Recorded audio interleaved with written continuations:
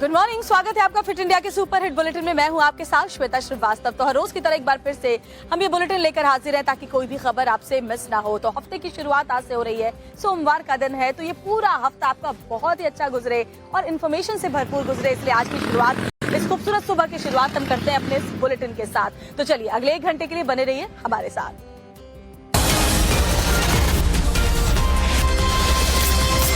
मिल रही है जहां पर दर्दनाक हादसा हो गया है। 3 मंजिला इमारत गिरने से 2 लोगों की मौत की खबर मिल रही है, तो वहीं 12 लोग घायल बताए जा रहे हैं। 4 लोग अभी भी मलबे में दबे हुए हैं। राहत और बचाव कार्य के लिए एनडीआरएफ और एसडीआरएफ की टीमें मौके पर ही हैं। बड़ी खबर आपको बता रहे हैं, बिल्डिंग किस वजह से गिरी है कारण अभी तक स्पष्ट नहीं हो पाया है, लेकिन जांच इसकी की जाएगी। ये बहुत दुखद खबर मिली है यूपी के बाराबंकी से, जहां पर दर्दनाक हादसा हुआ है और 3 मंजिला इमारतें बताई जा रही है जिसके गिरने से 2 लोगों की मौत हो गई है। इस वक्त की बड़ी खबर आपको बता रहे हैं, देखिए किस तरीके का अफरा तफरी का माहौल वहां पर हो गया। 12 लोग घायल बताए जा रहे हैं, 4 लोग अभी भी मलबे में दबे हुए हैं जिनको रेस्क्यू किया जा रहा है। वहां पर एनडीआरएफ और एसडीआरएफ की टीमें भी लगातार मौजूद है। जो लोग दबे हुए हैं उन्हें बाहर निकालने की कोशिश की जा रही है। जो लोग घायल हुए हैं, 12 लोग बताए जा रहे हैं, उन्हें अस्पताल में भर्ती कराया गया है, इलाज उनका किया जा रहा है। लेकिन दुखद ये खबर है क्योंकि 2 लोगों की इस दर्दनाक हादसे में मौत हो गई है। कारण क्या है, ये बिल्डिंग किस तरीके से गिरी है, अभी तक ये स्पष्ट नहीं हो पाया है और ऐसे में वहां पर लोग डर गए, खौफ का साया है। हालांकि रेस्क्यू ऑपरेशन अभी भी चलाया जा रहा है। ये तस्वीरें देखकर के अंदाजा लगाया जा सकता है कि किस तरह के हालात वहां पर बने हुए हैं। बिल्डिंग किस वजह से गिरी इसका पता अभी नहीं चल पाया है, जांच आगे होगी, लेकिन फिलहाल जो स्थिति को संभालने की प्राथमिकता है उस पर प्रशासन की तरफ से काम किया जा रहा है। चलिए आगे बढ़ते हुए बात करते हैं हिमाचल प्रदेश की, क्योंकि इस साल प्रीति सबसे ज्यादा तबाही अगर किसी राज्य ने झेली तो वो हिमाचल प्रदेश है। तबाही के निशान पहाड़ों पर अब भी देखे जा सकते हैं और अभी भी कुदरत का जो प्रकोप है वो जारी है। और जो स्थानीय लोग हैं वो डरे हुए हैं, खौफ के साए में जीने को मजबूर हैं।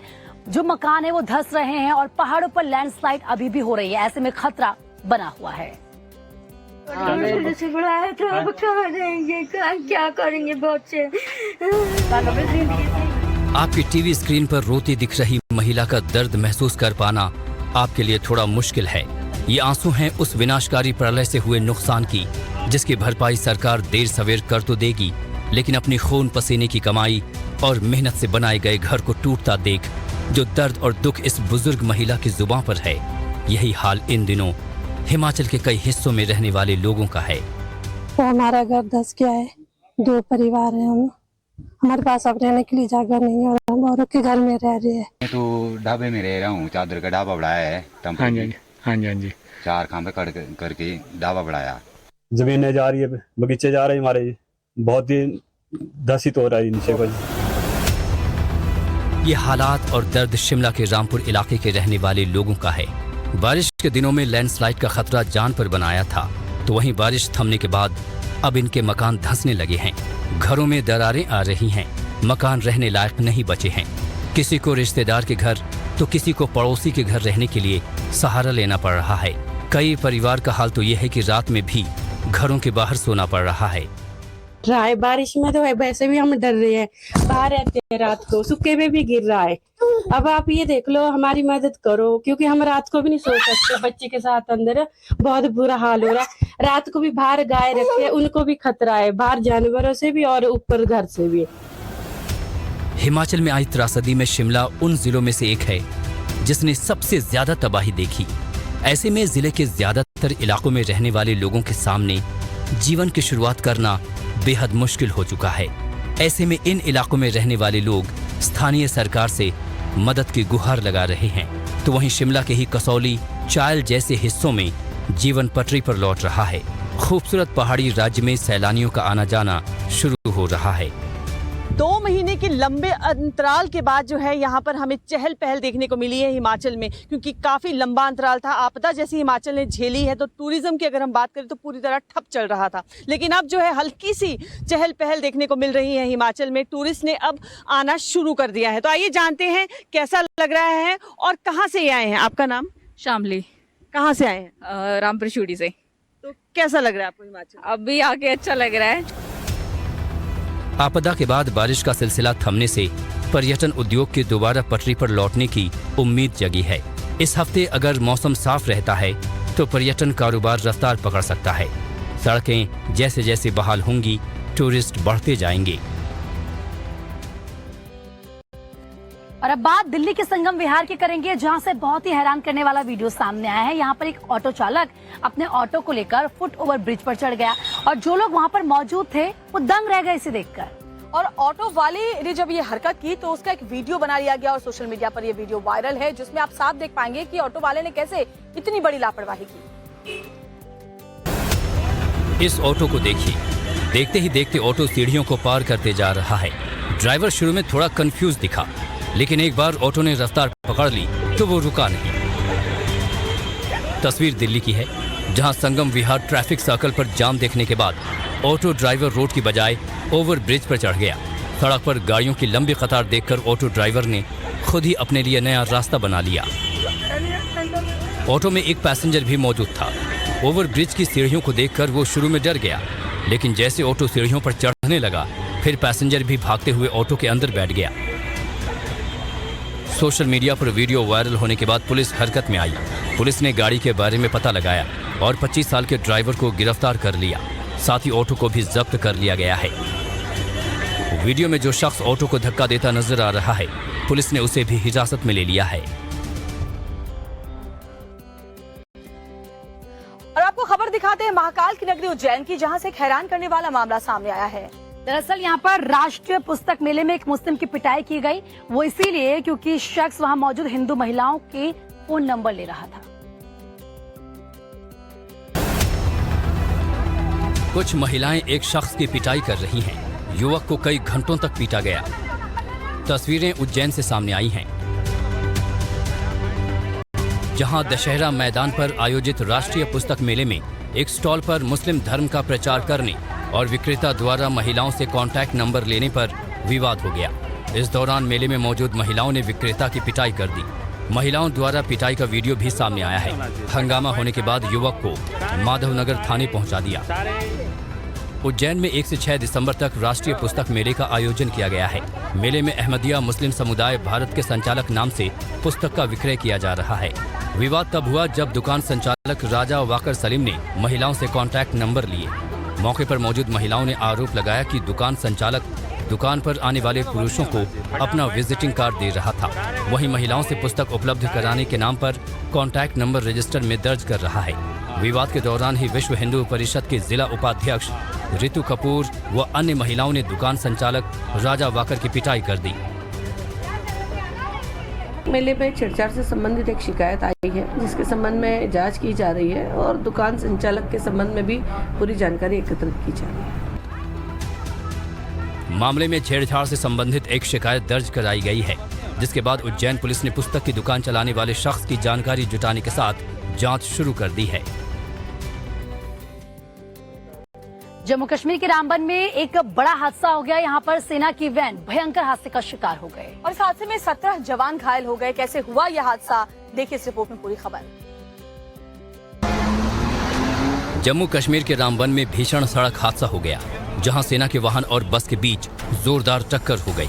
इस हादसे में 17 पुलिसकर्मी और 3 महिला बंदी घायल हो गए। हादसा इतना भयानक था कि पुलिसकर्मियों को कई चोटें आईं। तो ज्यादा लगी। एक्सीडेंट होते ही बस में अफरा तफरी का माहौल हो गया। हालांकि पुलिसकर्मियों ने खुद को संभाला और खुद हादसे का शिकार हुई बस से बाहर निकले।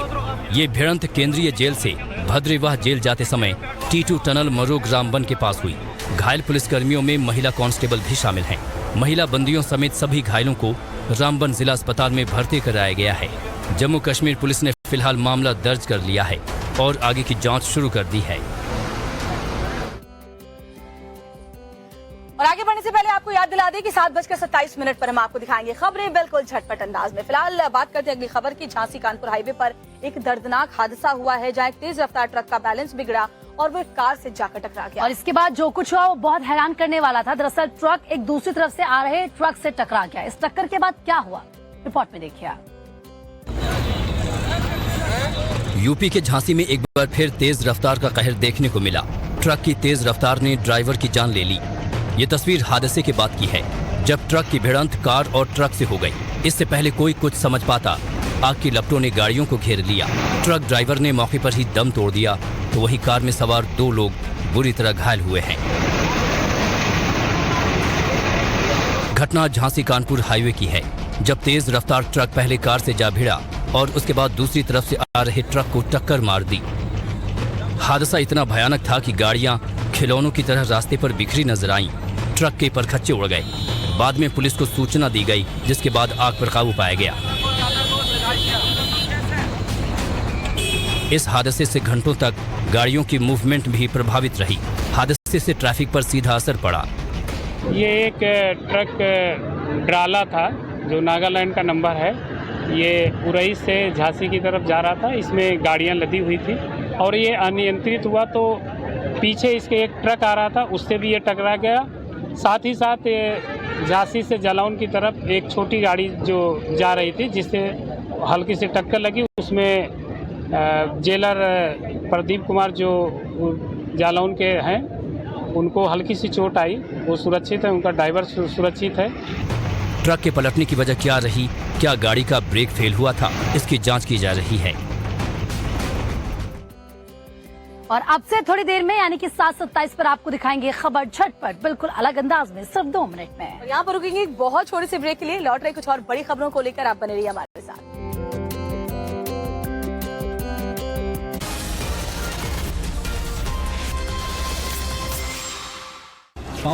स्वागत है आपका। आप देख रहे हैं फिट इंडिया का सुपर हिट बुलेटिन। बात करते हैं प्रयागराज की प्रीति, जहां 2 गुटों में जमकर मारपीट हुई, हंगामा हुआ, पत्थरबाजी हुई और हालात बहुत ही बुरे हो गए। आखिर इस झगड़े की वजह क्या थी? पुलिस इस पूरे मामले में क्या कुछ कह रही है, इस रिपोर्ट में देखिए आप। सड़क पर लाठी डंडे चल रहे हैं, कहासुनी हो रही है, बहसबाजी हो रही है, डराया धमकाया जा रहा है, जमकर बवाल काटा जा रहा है। अरे बता तिवारी, बताओ ए तिवारी। बीच सड़क पर बवाल, हंगामा और खूनी संग्राम की तस्वीरें यूपी के प्रयागराज से सामने आई हैं, जहां मामूली बात पर विवाद इतना बढ़ा कि कई लोग घायल हो गए। प्रयागराज के कैथी चौराहे पर 2 गांव के कुछ युवक लंबे समय से चल रहे जमीन विवाद को लेकर आपस में भिड़ गए। दोनों पक्षों में पहले तो जमकर बहसबाजी हुई और फिर बात इतनी बिगड़ी कि बीच चौराहे पर ही दोनों तरफ से लाठी डंडे चलने लगे। सर वो लोग शाम को आए और बर्थडे था वहीं चौराहे पे, और 3 भैया का लड़का लोग गए थे। फिर वो लोग वहीं पे थे तो वो लोग मतलब गाली गलौज दे रहे थे। फिर वो लोग बाइक से आए तो वहीं पे खड़ी की दी, मतलब बाइक खड़ी कर दिए। तो लोग आए, बाइक भी निकाल ली, बाइक की चाबी निकाल लिए और बोलने लगे कि तुम लोग रंगदार होगा यहाँ पर ऐसे खड़े हो। फिर उसको गाली वाली देने लगे। फिर भाई मतलब भैया का लड़का बोला कि काहे गाली दे रहे हो, तो ठेल कर मारने लगे। फिर वही झगड़ा सुबह बोला रात क्या हो तुम लोग मिलते हैं तुमसे। वही हम लोग मिलने गए तो लोग डंडा लेकर आए, 10-12 लोग, फिर मारने लगे। सड़क पर मारपीट का ये वीडियो भी सामने आया है, जिसमें दोनों तरफ से जमकर लाठियां बरसाई जा रही हैं। अरे बता तिवारी, बताओ ए तिवारी। इस मारपीट में घायल हुए लोगों का इलाज चल रहा है। कई लोगों को गंभीर चोटें आई हैं। तो सूचना मिलते ही मौके पर पहुंची पुलिस ने मामला शांत कराया और दोनों पक्षों के बयान दर्ज कर जांच शुरू कर दी है। और पुणे से एक बहुत ही अजब गजब तस्वीर सामने आई है। जिन्होंने भी इन तस्वीरों को देखा वो दहशत से भर गए। दरअसल हाईवे पर एक तेंदुआ बैठा हुआ नजर आया, जिसके बाद अफरा तफरी मच गई, लोग डर गए। लेकिन उसके बाद उस तेंदुए ने किया क्या, वो आपको इस रिपोर्ट में दिखा देते हैं। हाईवे पर भारी ट्रैफिक चल रहा है, गाड़ियों का जमावड़ा लगा है, जाम की स्थिति भी बन गई है। इसी बीच कुछ ऐसा नजर आता है जिसके बाद हाईवे पर दहशत फैल गई। वीडियो पुणे हाईवे का है, जहां ट्रैफिक के बीच एक तेंदुआ बैठा देख लोगों के होश उड़ गए। डर का माहौल फैल गया, ट्रैफिक जाम हो गया। दरअसल पुणे सासवाड़ रास्ते पर एक गाड़ी ने तेंदुए को टक्कर मार दी, जिससे वो घायल हो गया। घायल हालत में दिख रहा तेंदुआ करीब आधे घंटे तक बीच रास्ते पर बैठा रहा। इस बीच कई गाड़ियां उसके पास से गुजरी। चूंकि तेंदुआ घायल हालत में था तो वो शांत बैठा रहा। कई घंटों बाद वन विभाग को इसकी सूचना दी गई। वन विभाग के अधिकारियों ने तुरंत मौके पर पहुंचकर तलाशी अभियान शुरू किया। वन विभाग ने ड्रोन की मदद से तलाश करने की कोशिश की, पर अभी तक सफलता नहीं मिली है।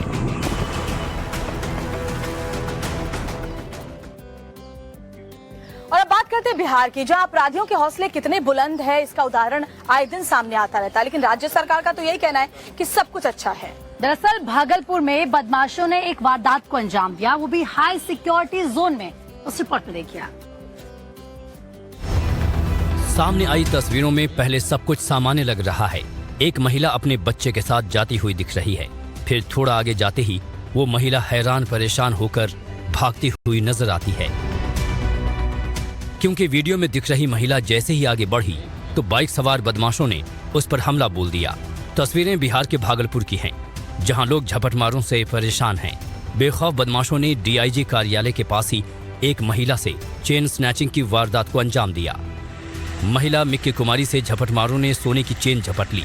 मिक्की कुमारी अपने बेटे के साथ फ्लैट से निकलकर ससुराल बड़ी खंजरपुर जा रही थी, तभी ये घटना हुई।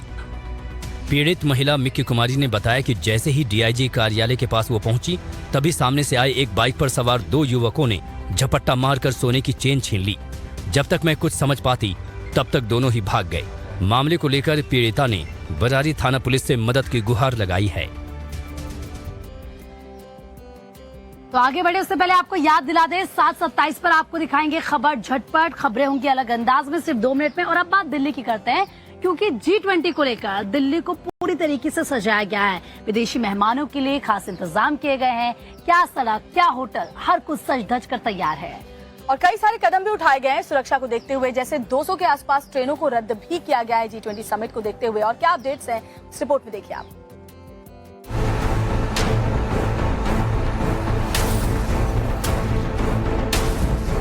दिल्ली में होने वाले G20 समिट को लेकर तैयारियां जोरों पर हैं।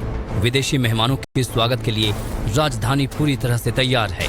जगह जगह इसकी झलक देखने को मिल रही है। चलिए आपको सरोजनी मार्केट ले चलते हैं, वहाँ क्या व्यवस्था है देखिए। इस वक्त हम दिल्ली के सरोजनी नगर मार्केट में है, जहां पर विदेशी मेहमानों के लिए अप टू 50% डिस्काउंट रखा गया है। यानी यहां पे जो विदेशी मेहमान आएंगे उनके लिए यहां पर हर प्रोडक्ट पर 50% तक की छूट रखी गई है। विदेशी मेहमानों की हर सुविधा का ध्यान रखा जा रहा है। इनमें से एक है लग्जरी गाड़ियों की व्यवस्था करना। राजधानी में मेहमानों के लिए करीब 450 लग्जरी गाड़ियों की मांग है और इस डिमांड को अलग अलग ट्रैवल कंपनियां पूरी कर रही हैं।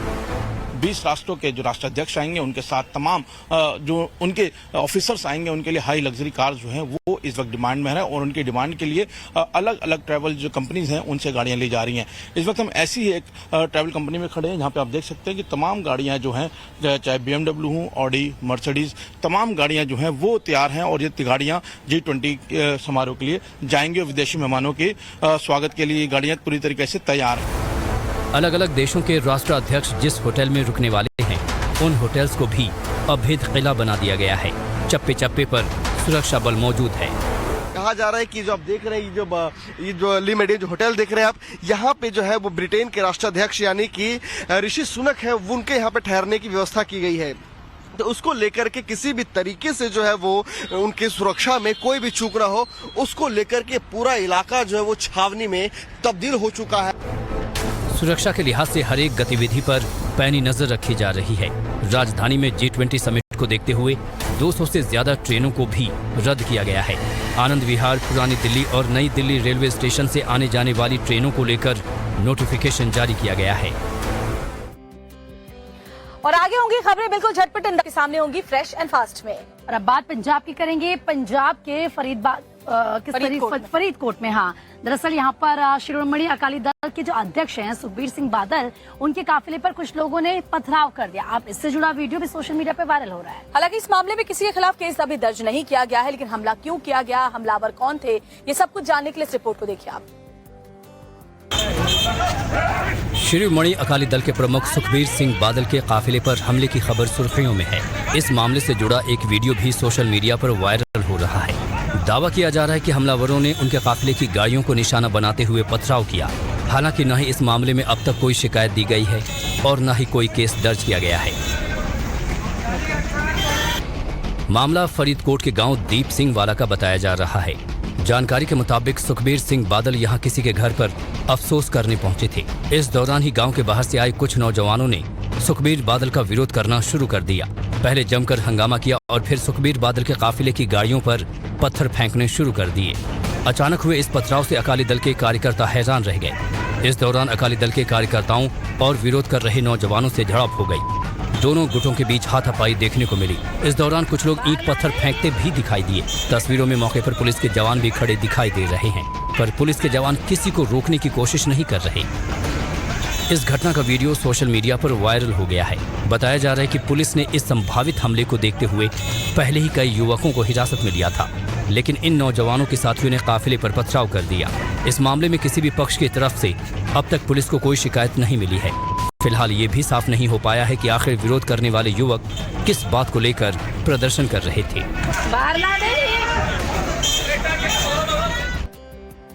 देश में वन नेशन वन इलेक्शन की चर्चा जोरों पर है और धर्म नगरी अयोध्या में इसको लेकर एक अनोखी पहल देखने को मिली है। दरअसल वन नेशन वन इलेक्शन को लेकर लागू करने को लेकर मंत्रोच्चार और दुआ एक साथ पड़ी जा रही है। देखिए खास रिपोर्ट। केंद्र की मोदी सरकार ने भारत में एक देश एक चुनाव को लेकर समिति का गठन किया है। इसको लेकर समिति का गठन होने के साथ ही कानूनी और संवैधानिक बिंदुओं पर विचार विमर्श भी शुरू हो गया है। तो राम की नगरी अयोध्या में इसी को लेकर एक खूबसूरत तस्वीर सामने आई। बाबरी मस्जिद के पूर्व पक्षकार इकबाल अंसारी, श्री राम जन्मभूमि मंदिर के मुख्य पुजारी आचार्य सत्येंद्र दास और तपस्वी छावनी के जगत गुरु परमहंस आचार्य ने एक साथ रामलला से प्रार्थना की, तो वहीं इकबाल अंसारी ने अपने धर्म के अनुसार अल्लाह से दुआ मांगी। मुद्दे पर चर्चा करते हुए इकबाल अंसारी ने कहा कि देश का सिक्का और कानून एक, तो इलेक्शन भी एक होना चाहिए। आज वो दिन आ गया है कि आज जो है अयोध्या के साधु संत जो है इस बात का अगुवा है और सरकार से जो है मांग भी करते हैं। सरकार का प्लान भी है कि हमारे देश का सिक्का एक है, कानून भी है, तो इलेक्शन भी एक होना चाहिए। इससे विकास भी मिलेगा, जो नहीं बढ़ेगा, रोजगार भी बढ़ेगा। तो वहीं साधु संतों ने भी एक सुर में यही मांग की है। मुसलमानों के अगुवा इकबाल भाई अंसारी और मैं कई बार हम लोग इसके लिए तरह तरह के अनुष्ठान कर चुके हैं, क्योंकि जैसा कि पूर्व में जो है डॉक्टर APJ अब्दुल कलाम साहब कहे थे कि जिस दिन से एक देश एक चुनाव लागू हो जाएगा उस दिन भारत के विकास की रफ्तार बढ़ जाएगी। दो मजहबों के लोगों की राय तो एक है, लेकिन अब देखना है कि इस मामले पर सियासी दलों की राय कब एक होगी। आगे 7:55 पर देखिए फ्रेश एंड फास्ट नैना यादव के साथ, और यहाँ पर रुकेंगे एक छोटे से ब्रेक के लिए, लौट रहे हैं जल्द।